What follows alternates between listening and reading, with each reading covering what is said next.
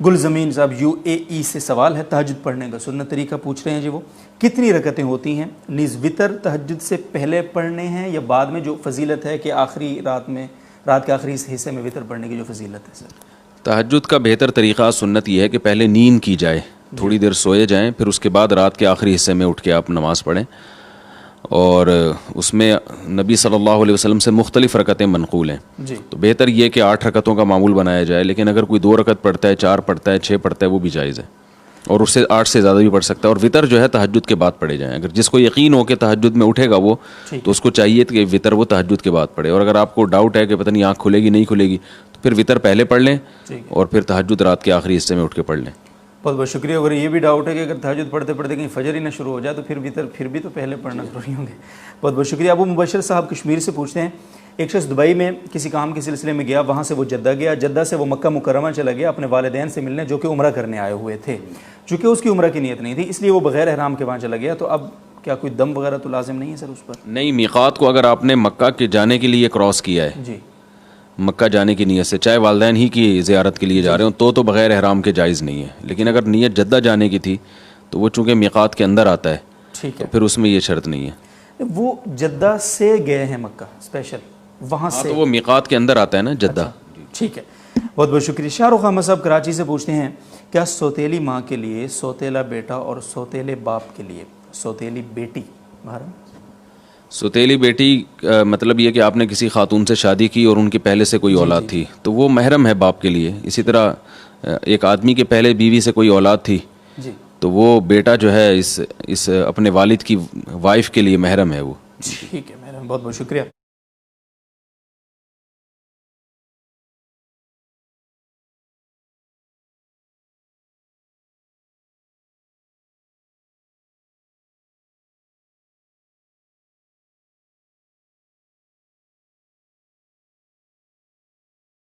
دیجیے 10 بار دیجیے، ٹھیک ہے۔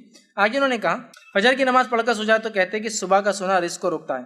دیکھیے صبح کا سونا رزق کو روکتا ہے، میں نے ایسی کوئی روایت تو نہیں پڑھی، لیکن یہ پڑھیے کہ صبح میں اللہ میری قوم کی برکت دے، بلکہ صحیح روایت اس نے دعا کی اللہ میری امت کے لیے فجر کے بعد برکت دے، صبح میں جو فجر کے بعد کا حصہ تھا برکت دے، تو لہٰذا اگر اس سے کوئی کہہ رہا ہے کہ برکت والے وقت میں تم کام کاج سو رہے ٹھیک نہیں ہے تو یہ صحیح ہو سکتا ہے، چونکہ وہ وقت برکت کا ہے۔ اور آپ دیکھیے جتنے لوگوں کی تجارت فجر کے بعد ہو کر 10-11 بجے تک ختم ہوتی ہے، اولاد اور ان کی مال میں اتنی برکت ہے، انآرگنائز جیتے ہوں گے لیکن بہت برکت والے باغبان لوگوں کو دیکھیے آپ، پیسہ کتنا دیا اللہ نے، تجارت شروع ہوتی ہے رات میں 4 بجے، صبح 6-7 بجے تو فنش، چلے گھر پر، رات میں شروع ہوتا ہے۔ قریش برادری کو دیکھیے آپ، رات صبح چلتا ہے پورا معاملہ، 10-11 تو وہ ادھر کا فری ہو گیا، ادھر جا کے سیل ہو رہی چیز، برکت دیکھیے ان کے پیسوں میں، مال میں، اولاد میں، صبح میں برکت ہے۔ غیر مسلموں کے لیے جو صبح کام کرتے برکت آپ کو دکھیں گی، نظر آئیں گی۔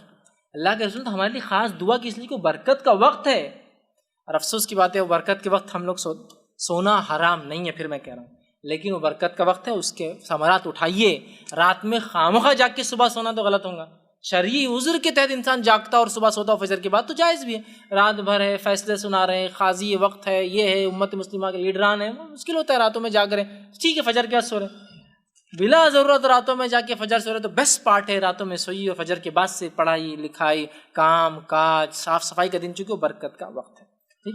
بہرحال یہ روایت تو میں نے نہیں پڑھی کبھی، یہ روایت لیکن صحیح کہ اللہ میری قوم کی صبح میں فجر کے بعد کے وقت میں برکت دے۔ جی اللہم صلی علی سیدنا محمد۔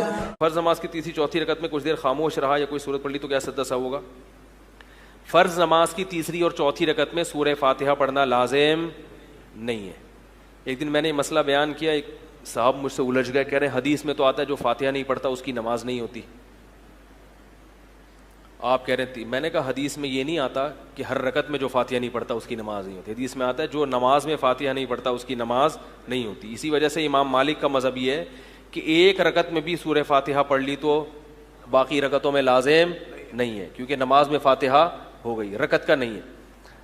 اور عبداللہ ابن مسعود رضی اللہ تعالیٰ عنہ سے مروی ہے کہ فرض کی تیسری اور چوتھی رکعت دعا ہے، انما هو الدعاء، کہ وہ کیا ہے، صرف ادھر توجہ رکھیں، وہ صرف کیا ہے، تو عبداللہ ابن مسعود رضی اللہ تعالیٰ عنہ بہت بڑے فقیہ تھے, ان کا فتویٰ ہمارے لیے دلیل کے طور پر کافی. وہ نبی کی نمازوں کو ہم سے زیادہ جانتے تھے. تو ہر رکعت میں سورہ فاتحہ پڑھنا لازم, فرائض کی ہر رکعت میں لازم نہیں. اور الزامی جواب, اگر آپ کہتے ہو کہ ہر رکعت میں سورہ فاتحہ پڑھنا لازم ہے اس لیے کہ حدیث میں آتا ہے کہ جو فاتحہ نہیں پڑھتا اس کی نماز نہیں ہے, تو صحیح مسلم میں پوری حدیث یوں ہے جو فاتحہ نہیں پڑھتا پلس اس کے ساتھ قرات نہیں کرتا اس کی نماز نہیں ہے. تو پھر آپ تیسری چوتھی رکعت میں قرات کو بھی لازم قرار دیں.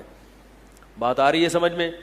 اور جس بیس پر آپ نے امام کے پیچھے فاتحہ کو واجب قرار دیا تو اسی حدیث کی بیس پر پھر امام کے پیچھے فاتحہ کے ساتھ تلاوت بھی, بولو بھائی, واجب ہو جائے. کیونکہ حدیث میں کیا آ رہا ہے, جو فاتحہ نہیں پڑھتا اور اس کے ساتھ تلاوت نہیں کرتا اس کی نماز نہیں ہوتی. کسی نے ایک سوال کیا ہے, فجر کی فرض رکعتوں میں سورہ فلق و سورہ ناس 3 ٹائم پڑھنا کیا سنت سے ثابت ہے؟ تو دیکھیے, فجر کی فرض رکعتوں میں سورہ فلق و سورہ ناس 3 وقت پڑھنا سنت سے ثابت نہیں ہے.